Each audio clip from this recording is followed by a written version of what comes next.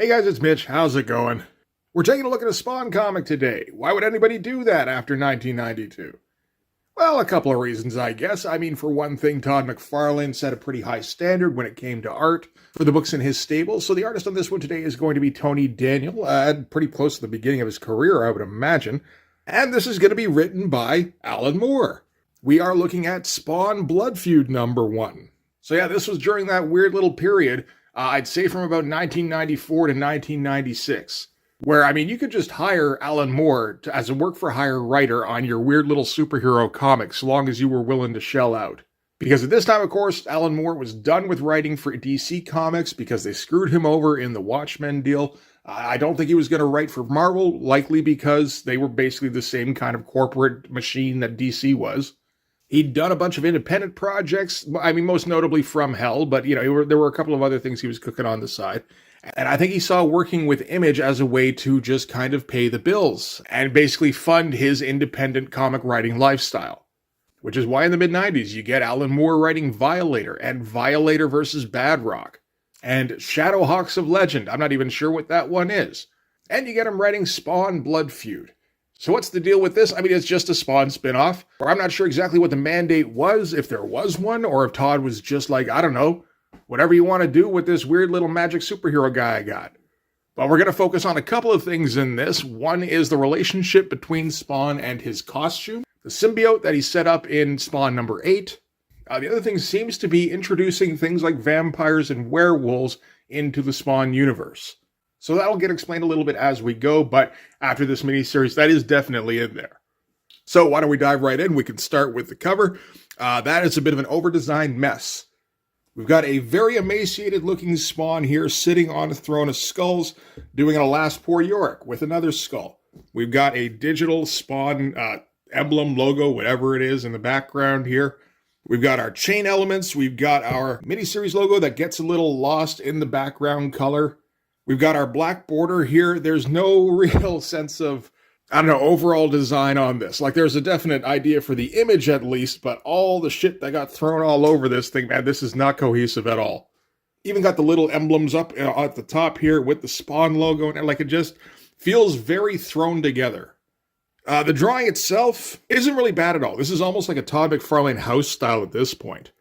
It looks kind of similar to the kind of stuff that Greg Capullo is doing on the Spawn, you know, the main series. You know, it's interesting how some of the bigger Image founders, you know, when they would hire on guys to start doing their spin-off books, yeah, they would really kind of maybe accidentally develop a house style just centered around guys that based their look on the founders that they worked for. Happened with Jim Lee, happened with Rob Liefeld, happened with Todd McFarlane, happened with Mark Silvestri. You know, a large part of it came down to the inking on those books and that, you know, they all got inked the same way so that they tended to look like their founders more. But it is interesting in that the books themselves tended to have kind of a unified look. So you could usually count on a Homage Studios book, you know, just looking like a Homage Studios book or an Extreme book or, you know, whatever, Top Cow, all that stuff. Okay, so this is, Spawn Blood Feud Part 1, story by Alan Moore, art by Tony Daniel, Kevin Conrad doing the inks, I believe, letters by Tom Morzachowski, color by Todd Broker. I guess all the optics is kind of done by now, aren't they? That's a shame. So we're going to start things off on a rooftop somewhere with a young guy and a young girl, and they're shooting the shit. Girl's talking about how she's just decided to turn vegan. Guy's telling her that's just a fad. You're going to go back to scarfing burgers like the rest of us. She's like, it's not a fad, it's a choice. Eating animals is wrong. It's like, that's great. What are your clothes made of? What's your leather jacket and your purse made of? How about your shoes? She's like, I'm not saying I'm perfect. I'm just saying eating meat is wrong. And the guy goes, it's not wrong. It's natural. It's the food chain. We're at the top of the food chain. We eat everything else.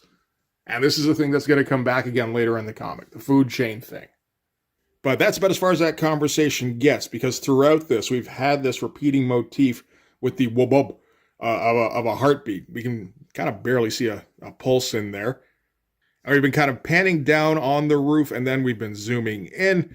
And now that we're right up in a close-up, then all of a sudden the blood's going to start flying here as these kids get attacked. And the storyboards for this, I believe, are all done by Alan Moore. There's a couple of examples in the back. Which is probably for the best. I mean, like I said, this is very early in Tony Daniel's career. I think he's probably very young at this time, and clarity isn't really something he's kind of focused on so much as just, pouring detail on everything, which is what, the young kids tend to do. So if you can get a guy like Alan Moore to kind of hold their hand and walk them through a scene, and this is how you pace things properly, these are the angles that you pick that kind of tell the story well, that's only going to benefit them, right? I mean, we're not too far off from Tony Daniel putting out his own book with the 10th, so this is the kind of experience that he can draw off of later. So the girl, seems to get ripped to shreds immediately here, and then whatever attacked her goes for the dude, tries to throw his hands up, and then we just get the close-up on his glasses going flying, like past the panel borders here, another blood splash. That's pretty great looking stuff. We're getting this all from the attacker's perspective. And you do get the impression that it just kind of flew in. And then it just keeps going. Like it wasn't like those two on the roof where it's targets or anything. Because it goes inside the building, busts through the door, and there's some dude at the end of the hall who I guess was aware that there were a couple of kids up on the roof, and he starts yelling, "What's with all the friggin' noise?" And then just goes, "Holy shit," and runs back inside and yells at his wife to get the gun. The wife's yelling about how he's scaring Tommy, which is, I would imagine their son, and then their apartment door busts in. Harry's got his gun now, and he's going to take his shot, and it's not going to do a goddamn thing, because the next thing we see is his gun going flying, as well as his fingers going flying. So I think we can guess that Harry's gun was not a sufficient deterrent.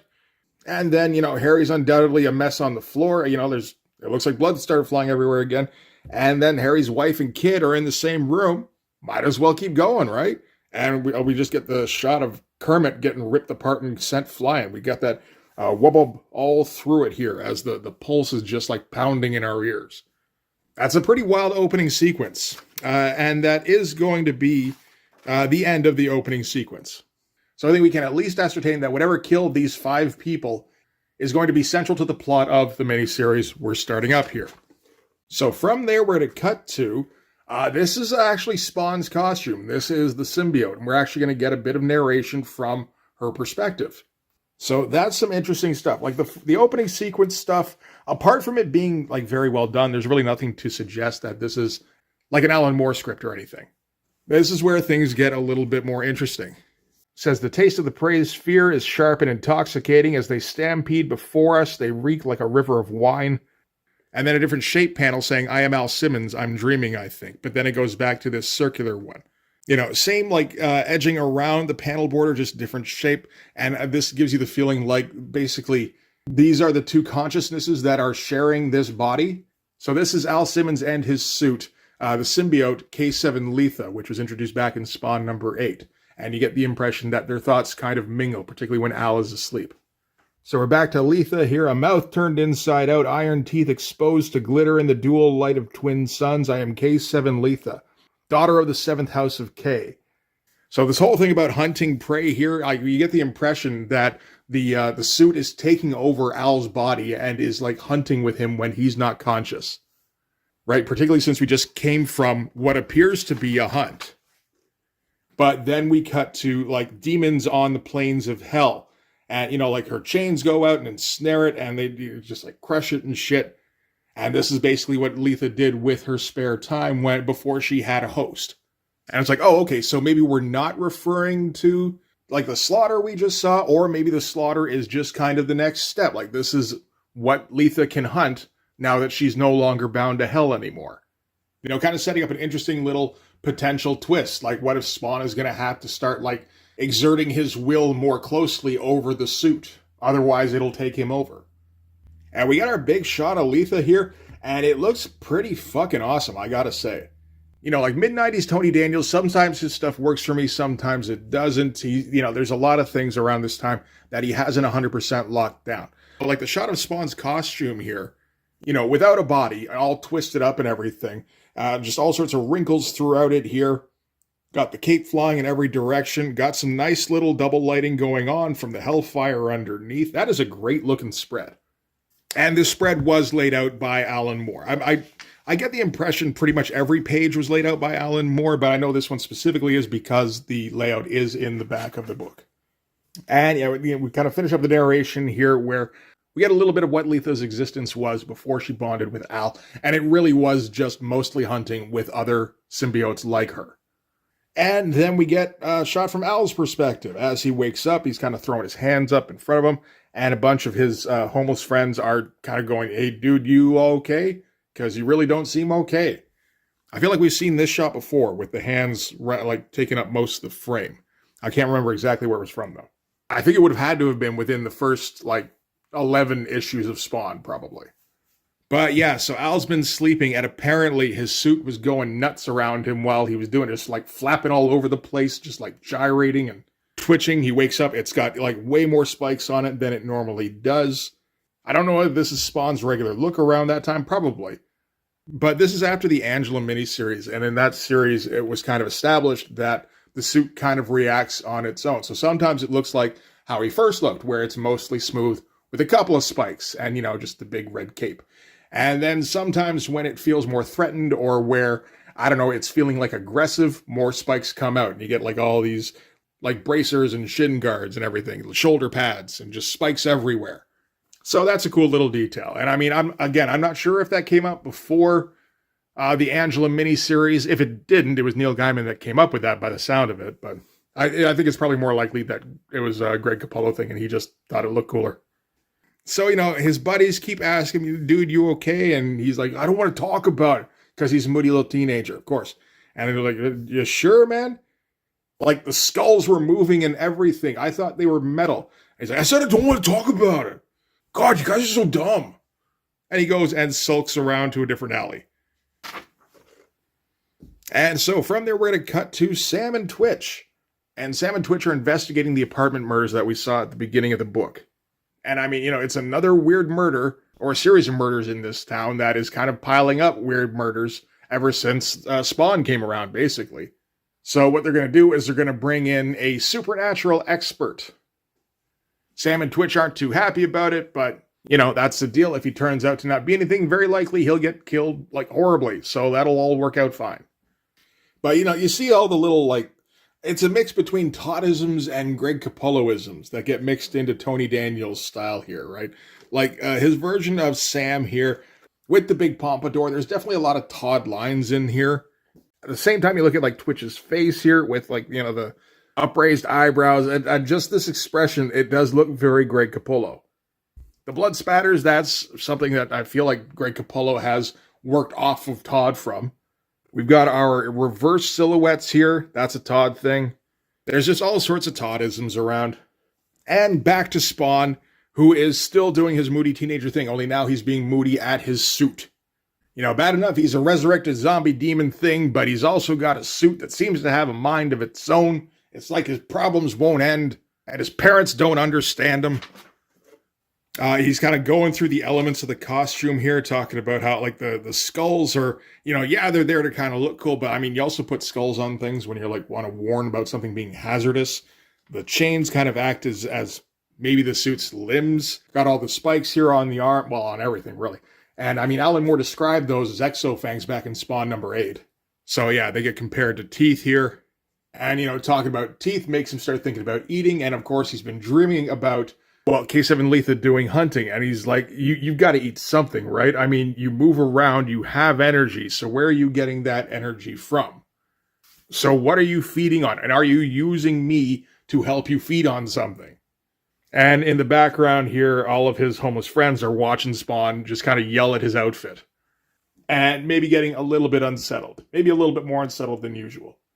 All right, from there, we're going to cut to that supernatural expert that's going to get called in to deal with the case. And he's a celebrity supernatural expert. So shows up in maybe a limo, and he's got his chauffeur here who's going to usher him inside. Gets himself a security detail while all sorts of people are snapping pictures and trying to ask questions. We got Gene Perry from the New York Times asking about the recent Detroit vampire case. So yeah, he's used to dealing with monster problems. This is Mr. Sansker, which is a bit of an awkward name, but it does get explained later in the book in a way that makes sense with the way names work. So here's our opening shot of John Sansker. It's a bit awkwardly done, really, where we're going to cut off half of his face. You know, like obscure it with the panels down here. Like if I had to guess, I'd say maybe Alan Moore didn't have anything to do with this one. Or if he did, I don't know if like Tony Daniel just translated it in a weird way, because yeah. Like by obscuring half of his face here, I was almost like half convinced that the chief down here was Sansker for a second. And it's like, this is a guy who's like maybe in the background. Anyway, Sansker is going to give a bit of a presentation. And he starts off with saying, we all know why I'm here tonight. You have a problem, and that problem is supernatural beings. You may think of them in different terms. Youngbloods, super freaks, whatever. Personally, I prefer older labels. Wurdalak, Nosferatu, Vampire. I'd like you to all take a look at this first slide. And he starts flipping through shots of Spawn. And he's flipping through, and he's got like circumstantial evidence that kind of tenuously links Spawn to maybe being a vampire. He's like, take a look at this shot here. The bats in the background turn up rather a lot. They seem attracted to him. Notice as well the creature's preference for nocturnal activity. That's not to say he hasn't been seen by daylight, but when he has, he's worn a thick costume, protecting every inch of his body from sunlight. The costume's interesting. Note the gothic touches, skulls, chains, blood-red cloak. I've often found such creatures favor these motifs. It's like supernatural gang colors. And Sam and Twitch are watching this in the audience. Twitch is like, he does jokes too, sir. So that's some pretty good stuff. And he keeps flipping through. He's like, okay, now this shot was taken at a graveyard that the creature seems obsessed with. I have reason to believe this is where his mortal body was buried. We've got this rare shot here of the thing without its mask. Look at the decay. Look at the putrefaction. The experience of death often drives these creatures insane. Frequently they have delusions, lurid heroic fantasies to blot out the awful truth of what they are. But I know what they are, and I know exactly what to do with them. So yes, this is John Sansker, Vampire Hunter, and he's such a vampire expert that he's able to identify Spawn for what he is on site, obviously. So he's going to start with a campaign where, like, first they've got helicopters with searchlights constantly patrolling the alleys that Spawn is known for hunting in. They're going to pass out leaflets showing pictures of Spawn saying he's an extra normal hazard. And this is all basically just to piss Spawn off and drive him out into the open.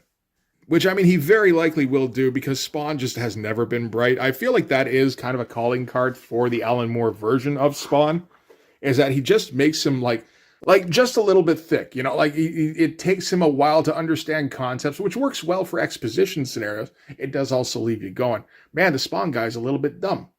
So yeah, Spawn notices the leaflets, and he's going to have himself a little bit of a tantrum about that.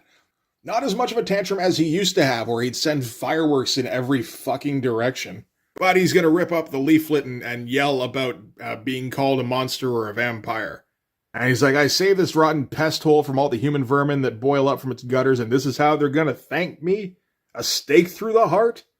We got our big splash page here of him, you know, flailing against the machine. And it's fine. It's a fine splash page. I like this one a bit better here, where we've got our shredded panels here with Spawn, you know, clutching the shreds of the poster in his fist. And he's working himself up into a lather. And then the symbiote starts talking in his head, being like, I am K7 Letha, daughter of the 7th house of K. Somewhere beneath me are the prey. I taste their far anxiety, sigh in a shiver of steel links. The perfume of their nervousness excites me, and the rumor of their blood is in me like a fire. And I guess Letha just kind of shoves Al into unconsciousness and just kind of takes over, and Spawn just kind of crumples on the floor here. And then we cut from there immediately to another, what I think we can assume is another hunting sequence. We've got our wubub motif returning. So the way Alan Moore's setting up the transitions, it certainly seems as though the suit is taking over Al and just killing at will now. Because we got another skyline shot swooping in on an apartment complex. This one's with a gang, and they're also talking about like the natural order of things. He says, God understands there's a pecking order with these things. Big fish eat little fish. You hear what I'm saying? So yeah, again, coming back to that. And that's going to recur a couple of times throughout the miniseries. And then the window smashes in. Blood starts flying every which way. All the gang members just get ripped to shreds. The girls that were in the apartment go running for the elevator. They're yelling at like the last gang member standing here to get the fuck in there. But of course, whatever it is comes up behind him, so he's got to turn with his gun. And the girls are just like, fuck it, and, let the elevator door close, and, blood starts flying again, of course. And, of course, as in the first time, whatever the attacker isn't satisfied with that first rush of victims. So it forces open the elevator doors, and we look down the shaft here, and then it just crashes through the roof, and then we get more blood flying every which way. Then from inside the elevator, elevator doors open, and somebody was waiting, and it's just a regular couple who are talking.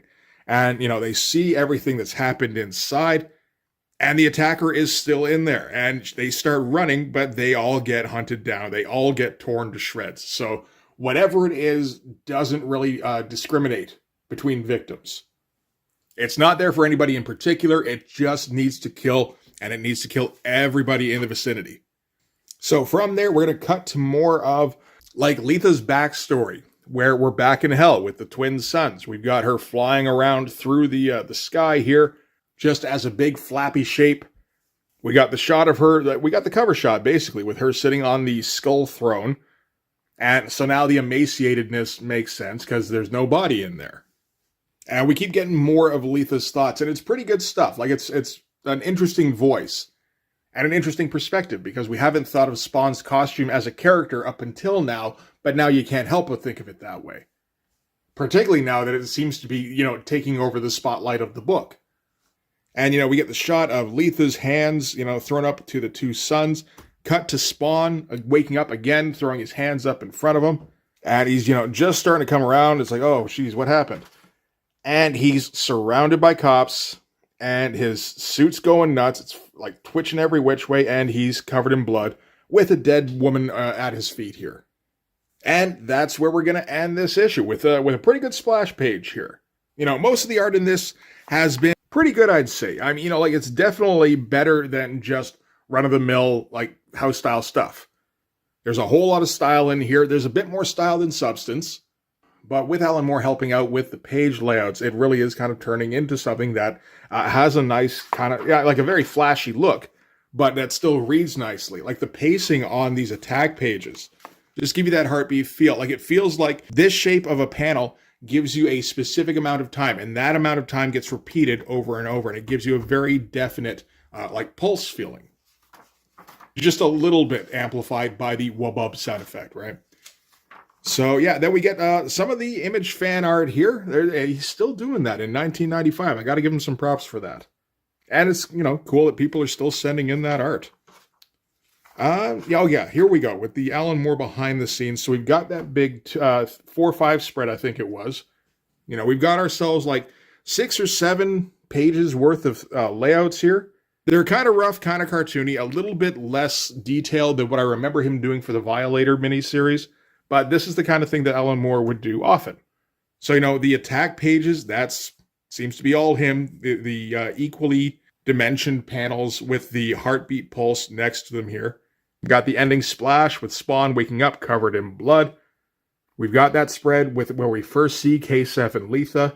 And everything about it looks like it was designed by Alan Moore. With the weird kind of jagged panels off to the side here with Letha all twisted up in the corner, even with the little Blood Feud logo down in the corner here, which it looks like he spent a little bit of time designing. Oh, Violator versus Badrock is also coming out. Also written by Alan Moore. I did cover the first issue of that. It's not terrible. It's not, I don't think it's anything Alan Moore gave a shit about. If anything, I feel like it's Alan Moore poking fun at the concept of a Violator Badrock book, as much as he is just having fun with some of the Violator dialogue. But anyway, yeah, that is Spawn Blood Feud #1. It's pretty good. This whole miniseries is pretty good. As soon as you find out it's written by Alan Moore, it's not really in doubt. If you let Alan Moore off on his own for too long, he's gonna come up with some weird shit that's maybe gonna make you, not want to, show anything that he wrote to anybody. But if he's just working for a hire, he knows the feel. He knows the audience that the material is aimed at, and he knows to tailor it to that demographic. And he's going to elevate it a little bit because what else is the point of hiring Alan Moore? So we get all sorts of interesting elements in there. We get that repeated motif with the wububs. We get the theme with the food chain. We get him introducing lore. It's like he can't help himself with the symbiote suit.